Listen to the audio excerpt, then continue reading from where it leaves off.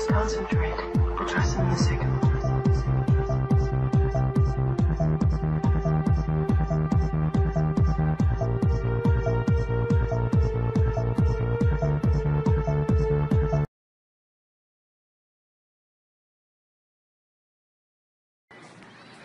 Buen día, compañeros. Nosotros somos el equipo número 1 y vamos a exponerles el tema de compresores de émbolo. Los integrantes somos Martín Colunga Montoya, Gil Eduardo Zaragoza López y su servidor Gustavo Rafael Alonso Macías. Como primer punto trataremos el funcionamiento general de un compresor para posteriormente abordar el tema del compresor émbolo-pistón explicando sus características y funcionamiento principal. Como segundo punto explicaré los diferentes y principales tipos de compresores de émbolo que hay, así como sus características principales. Y por último punto abordaremos las aplicaciones, ventajas y desventajas.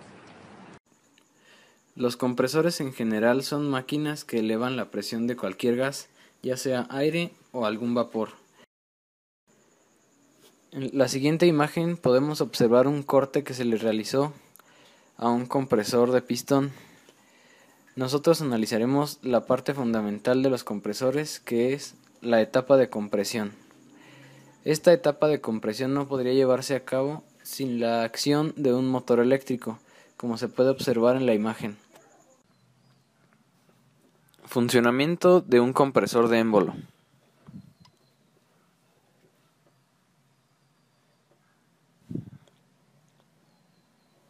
El émbolo o pistón que ocupan estos compresores está formado por tres partes principales: una muñeca o pin, una biela y un cigüeñal.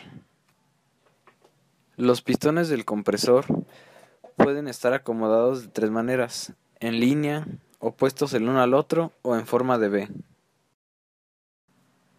Cada cilindro del compresor contiene dos válvulas, una válvula de succión y una válvula de descarga.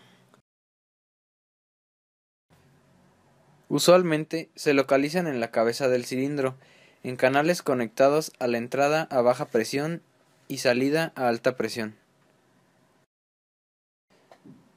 Vamos a seguir el proceso del émbolo observando una revolución completa. Comenzando con el pistón hasta el tope del cilindro, el pistón comienza su camino hacia abajo mientras al mismo tiempo rota el cigüeñal. En este momento las dos válvulas están cerradas.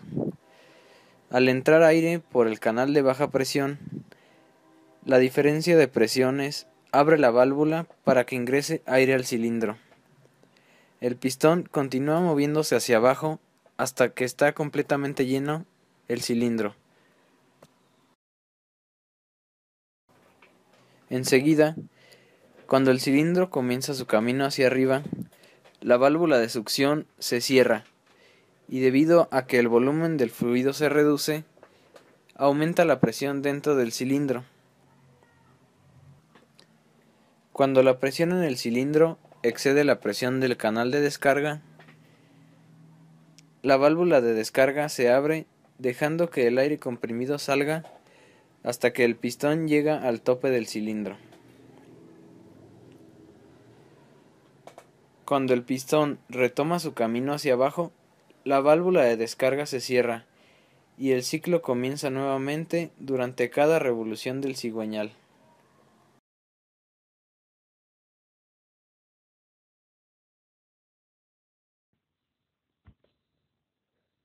Ahora explicaremos los diferentes tipos de compresores.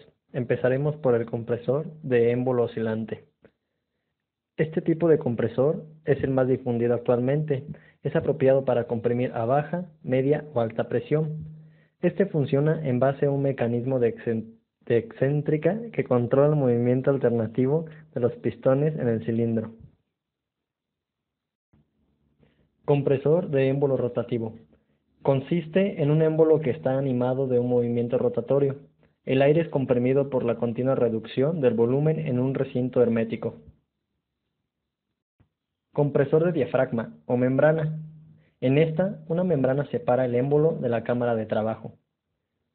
El aire no entra en contacto con las piezas móviles, por tanto, en todo caso, el aire comprimido estará exento de aceite.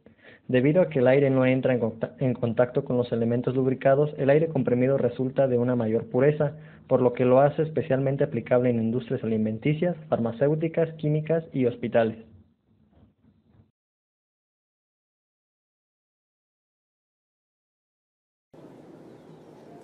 Aplicaciones. Los compresores de pistón tienen aplicación en las refinerías de petróleo, transporte de gases, plantas de refrigeración y en la fabricación de envases de vidrio o plástico.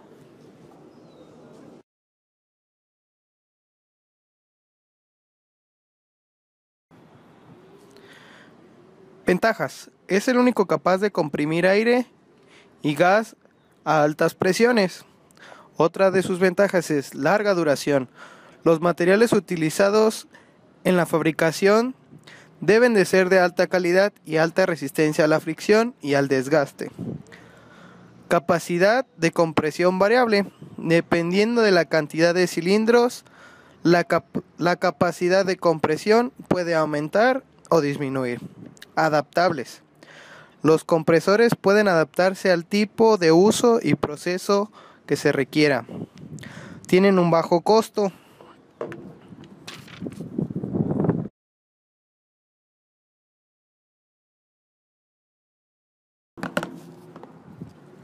Desventajas.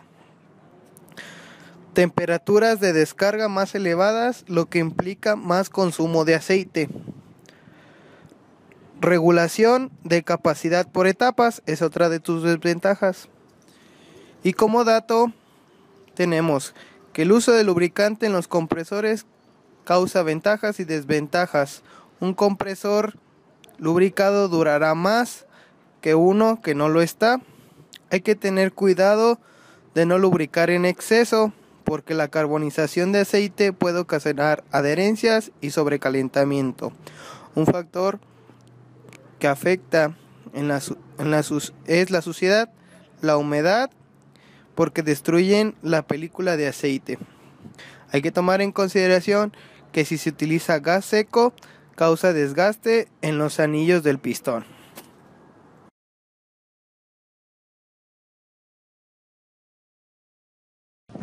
Como conclusión, sabemos que los compresores de émbolo son los más comunes y su presión depende de la cantidad de émbolos o de pistones que éste tenga.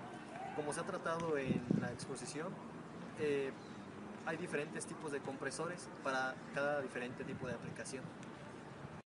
En conclusión, al ser el compresor más simple, tanto en composición, es el más común. La única desventaja que yo le podría agregar es que al tener un exceso de lubricación va creando una especie de sarro, lo cual afecta al pistón. La presión en este tipo de compresores dependerá al número de pistones. Como conclusión, los compresores sirven de mucha utilidad para trabajos que requieren grandes velocidades y mucha seguridad. En específico, hablando de los compresores de émbolo pistón, al ser su funcionamiento relativamente sencillo, ha sufrido con el paso de los años algunas modificaciones que han venido a mejorar su eficiencia.